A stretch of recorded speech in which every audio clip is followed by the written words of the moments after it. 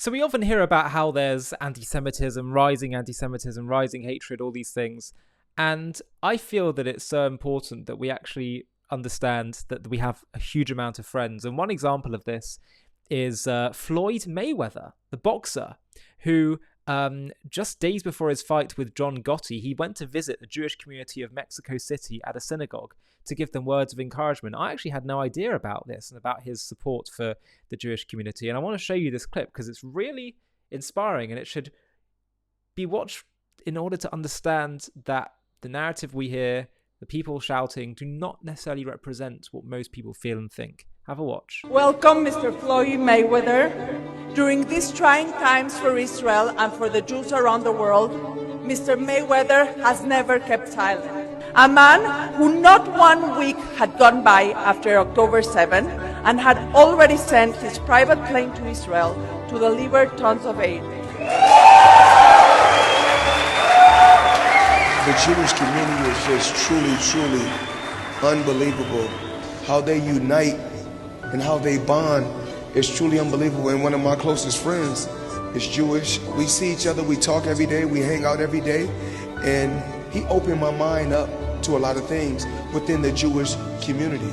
Even though we come from two different worlds, but we still have the same goals. And that goal is to stand behind what we believe in, love our families, and put our families in the best position possible, and put our loved ones in the best position possible.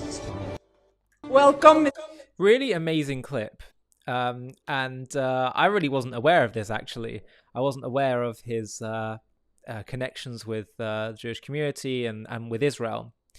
And I want to show it to you because we should understand that, as I said before, we can get easily impressed by hostility to Jews, hostility to Israel. And we can't really be blamed for that. Thousands of years the Jewish people have faced unparalleled persecution. Anti-Semitism is unique in its longevity, its universality, its intensity, and its irrationality.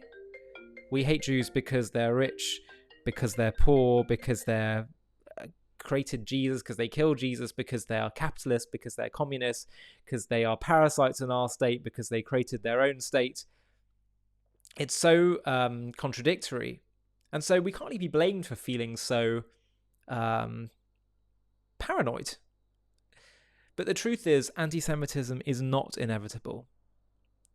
And actually, Judaism teaches that the future is very different to what the past is. Hate and evil and jealousy and lies are all temporary. The future is one in which the world looks to the Jewish people as a light, as a beacon of hope, as the voice of God in the world. That's the future. May sound so crazy right now, given the world the way it is. But the future is very different.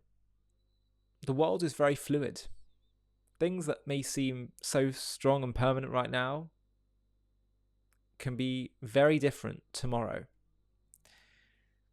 The psalmist, King David, he wrote in Psalms about the Messianic era, the times at which the world will come to its ultimate destiny of goodness and godliness and peace, and all the things the Jewish people have dreamed and hoped for, and so many people have dreamed and hoped for millennia. And we say this actually before benching, grace after meals, Birkat Hamazon. And it talks about how we will be like dreamers, and we'll be laughing, and the nations of the world will say, wow, look what God has done for the Jewish people. And finally, the world will be right. But it's also not going to happen in the blink of an eye. People are going to start to wake up, start to realize the truth.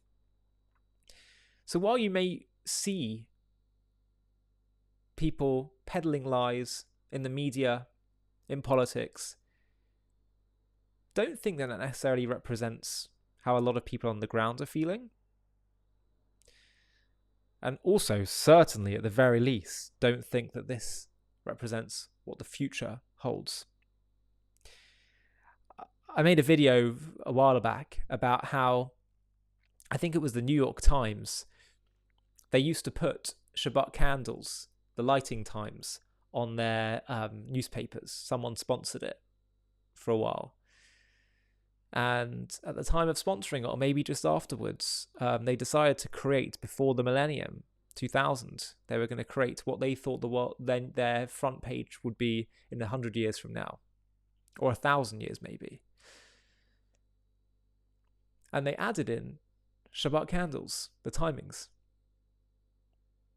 And when asked why they did that, the person that put it in said, there's many things we don't know about what the future will hold and what it will be. But one thing we know for certain is that come sunset on Friday evening, Jewish women across the world will light Shabbat candles.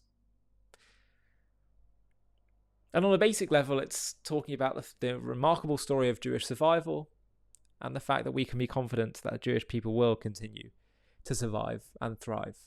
But there's an even deeper message in all of this. The deeper message is that actually, what does the future hold for us?